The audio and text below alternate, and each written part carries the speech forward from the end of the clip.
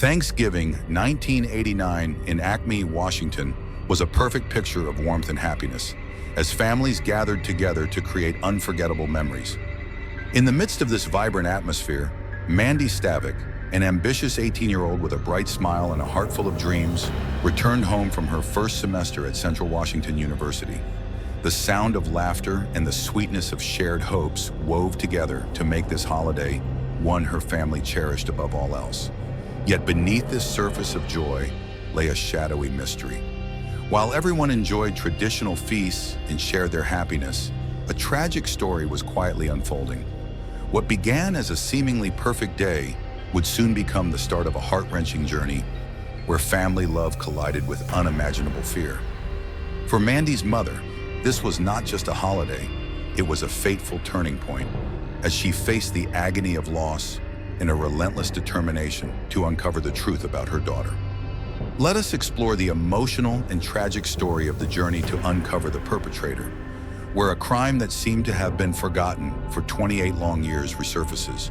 The day after Thanksgiving, November 24th, 1989, was clear and crisp. After lunch, Mandy decided to go for her usual run.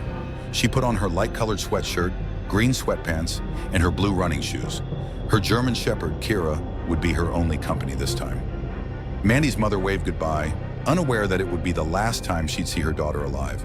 Mandy's usual jogging route led her down Strand Road, a quiet road lined with trees and few houses, running alongside the river. Normally, her mother would follow her on a bike, but that day she stayed behind to chat with relatives. Mandy was confident, her athleticism well known, and she loved the quiet of this trail. As afternoon turned to evening, Mandy still hadn't returned. Her mother began to worry, her heart pounding with dread as the minutes ticked by. Then Kira appeared, running back to the house, alone. The dog's unusual behavior and fearful eyes alarmed Mandy's family. Something was terribly wrong. Panic set in. Calls were made to neighbors, and soon friends and family were out with flashlights, calling Mandy's name through the darkening woods. Her usual route was searched over and over, but no one could find her. By nightfall, the search intensified, with the police bringing in dogs, combing the woods and riverbanks for any trace of Mandy. Over the next 2 days, hundreds of volunteers scoured the entire area. The quiet town of Acme was filled with worry as people held out hope that Mandy might be found safe. The local police, joined by volunteers, walked every foot of Mandy's jogging path. But nothing could prepare them for what was about to be discovered. On November 27, 3 agonizing days later, a search team finally spotted something in the water. As they got closer, the horrifying reality became clear. It was Mandy. Her body lay face down, floating in the icy Nooksack River, still wearing her socks and running shoes. Shock and heartbreak swept through Acme as Mandy's body was recovered. Investigators examined the scene with painstaking care, looking for any clues. Her body showed signs of trauma, and an autopsy would reveal the truth. Mandy had been sexually assaulted, then drowned. But who could have done this and why? The autopsy revealed a chilling sequence. Mandy had a significant bruise on the back of her head, suggesting she'd been struck before being placed in the water. The DNA of an unknown man was found on her body, but in 1989, DNA technology was still in its early stages.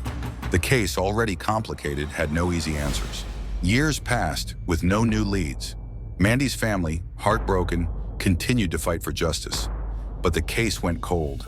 The memory of Mandy became a ghostly presence in Acme, and her mother, though devastated, never lost hope. She spoke publicly, keeping Mandy's story alive and pleading for answers. By 2013, hope for closure had almost faded entirely, but fate intervened in the most unexpected way. 2 mothers were chatting casually at a water park when the Mandy Stavik case came up. One of them mentioned Timothy Bass, a name from the past, reigniting the mystery. She recalled unsettling encounters with him, sharing how his behavior made her uneasy back when Mandy was around. The second mother, astonished, remembered similar encounters. Together, they contacted the police, believing Bass might hold the key to solving Mandy's case. For detectives, this unexpected lead was exactly what they needed to reopen the case. Bass, who had lived nearby in 1989, was now on their radar. With new advances in DNA technology, police hoped they could finally connect him to the crime. But first, they needed his DNA, and Bass refused. This refusal raised red flags. The more he resisted, the more suspicious he seemed. Legally, the police couldn't force him to give a DNA sample. But Timothy Bass worked as a delivery driver at a local bakery, and police saw an opportunity. They approached one of his co-workers, Kim Wagner, and asked for her help. Kim Wagner, a mother herself, understood the weight of what was being asked of her. She imagined the pain of Mandy's family and agreed to help. She kept an eye on Bass, waiting for the moment when she could collect his DNA without him knowing. Then on August 10, 2017, the chance came. Bass finished a drink and discarded the cup and a Coke can. Wagner retrieved them and handed them over to police. The DNA results were irrefutable, a perfect match with the DNA found on Mandy's body. After nearly 3 decades, they had their suspect. The arrest shocked the town. How could a quiet, unassuming man like Bass be responsible for such a heinous crime? Neighbors who had known him for years struggled to reconcile this revelation with the person they thought they knew. But the DNA evidence was clear. As the case went to trial in 2019, Bass's defense tried a bold strategy.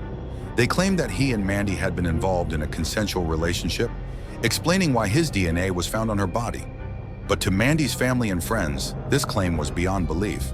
Friends and family testified, describing Mandy as a motivated, bright young woman with no interest in men like Bass. No one recalled Mandy ever mentioning him, let alone being romantically involved. To them, this defense was nothing but a desperate lie. Bass's own ex-wife, Gina Malone, took the stand and delivered a devastating blow to his defense. She revealed that Bass had asked her to lie on his behalf to create an alibi for him. Her testimony cast a dark shadow over Bass's story, showing just how far he was willing to go to cover his tracks. The jury listened closely as more witnesses took the stand, painting a portrait of Bass as controlling, manipulative, and secretive. Bass's own brother testified that he had been asked to lie on Bass's behalf, an action he refused out of loyalty to Mandy's memory. With mounting evidence against him, Bass remained emotionless throughout the trial. He continued to claim innocence, asserting that he was the victim of a misunderstanding. But to the jury, his cold demeanor and lack of remorse only reinforced their conviction. After hours of deliberation, the jury delivered their verdict: guilty of first-degree murder. Bass was sentenced to 27 years in prison, the harshest penalty available. The courtroom filled with emotion as Mandy's family and friends finally felt a measure of justice. Outside the courtroom, Mandy's mother took a deep breath, reflecting on the years of grief and unanswered questions. She thanked everyone who had fought for her daughter, and though no sentence could ever bring Mandy back, there was a sense of closure at last. Despite the verdict, Bass maintained his innocence. At his sentencing, he addressed the court, claiming he was wrongfully convicted and that his life had been unfairly destroyed.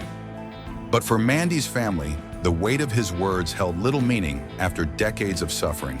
As the courtroom emptied, Mandy's family shared a quiet moment, remembering the bright, vibrant girl who had been taken from them too soon. Justice had finally been served, but nothing could replace the life they'd lost. Still, Mandy Stavik's legacy endures in the hearts of her family and all who worked tirelessly to bring the truth to light. Thank you for joining us in exploring the case of Mandy Stavik on the Shadow Mysteries channel. This tragic story is not just a journey to uncover the truth, but also a testament to the strength of family bonds and the relentless struggle against crime to seek justice. We hope that the details of this case have touched your heart and sparked deep reflections on justice. If you enjoy stories like this, don't forget to hit the subscribe button and turn on notifications so you won't miss our upcoming adventures. We truly appreciate your support, and we look forward to seeing you in our next captivating explorations.